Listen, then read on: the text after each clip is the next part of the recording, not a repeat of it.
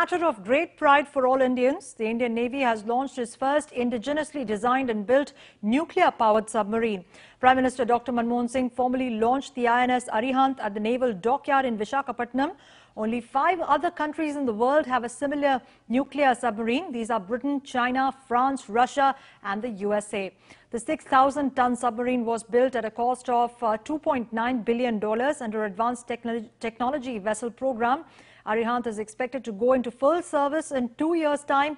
In these 2 years, the submarine will undergo harbour trials of its nuclear reactor and other systems. The launch coincides with Vijay Diwas, marking India's triumph over Pakistani intruders in Kargil in the year 1999. And for more perspective on these developments, let me go across to Maruf Raza, our defence expert who joins us live from Delhi. Maruf, this has been the country's most important strategic weapons program. How significant is this achievement? Well, firstly, I think we must compliment both the DRDO and the Navy for putting together such a highly technologically advanced weapon system. The advantages of having a nuclear-powered submarine are that it is extremely difficult for your adversary to detect these submarines when they operate in sea, as against the non-nuclear powered submarines, which need to come up every few days to the surface level to recharge their batteries and take in some more oxygen for their crew inside.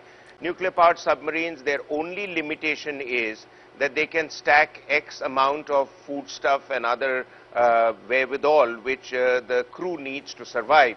But ideally, they should be able to operate in the sea for about 90 days upwards. Therefore, for 90 days, the crew don't see sunshine, they don't come out in fresh air, they operate, but it's a fairly organized, comfortable work environment. Nuclear-powered submarines, strategically, the biggest advantage they offer to a country is that they are able to slink very close to any other country's coastline without being detected. And as the ARIHANT is going to be given the capability to fire the 700-kilometer long Sagarika missiles, that means any of India's adversaries, these submarines can go very close to their land, their coastal areas and fire missiles which can target cities deep inside those countries. The nuclear triad that Indian government has promised to the people ever since the nuclear tests of 1998 was essentially to be made up of 3 elements. One was the land-based missile systems, the second was the air-based and strategic missile systems which are largely under the control of the Air Force, and thirdly the maritime attack capability, which are both by ship, by submarines. The advantage of submarines like this is the enemy cannot detect them, and the event of a strike on Indian territory, such submarines are the ones which will give India the second strike capability, which means after you've been hit, you can still destroy the enemy infrastructure and cause huge damage to their country through these submarines. But having said all that, this submarine is going to take another 2 years to become fully operational before the Navy puts it through all the tests which will satisfy the Navy that they can be used at the nick of time in eventuality of a war. To our strategic affairs expert Brahma Chalani, who is with us on the phone line. Mr. Chalani, your first thoughts, what kind of message will this send to our neighbors, considering we are at a time when we're facing a lot of regional instability? India is a peace-loving nation and this nuclear submarine has been developed indigenously. How do you think our neighbors are going to view this development? Well, first we need to bear in mind that the gaps in India's deterrent vis-a-vis China are quite glaring, and to plug those gaps, India certainly needs a nuclear submarine, especially an operational one. So in that sense, this is an important step. In fact, the nuclear submarine option is the preferred option for small nuclear forces because nuclear subs are stealthy, they're less vulnerable, and they're cost-effective.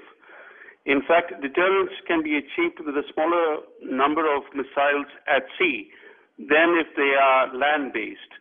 Having said that, one should not forget that what has happened today is the mere launch of ARIHANT for harbour trials.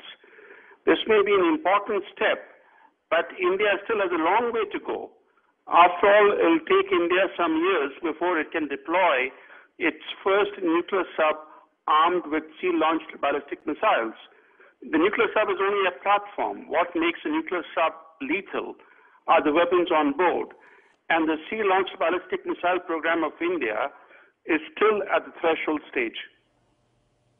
All right, Mr. Chelani, thanks very much for joining us with your insights. Let's in fact remind our viewers, India is the 6th country to join an exclusive league of nations which have nuclear submarines. As you can see on your screens, the US has 71 nuclear submarines, Russia has 50, China has 8, UK has 7 and France has 6.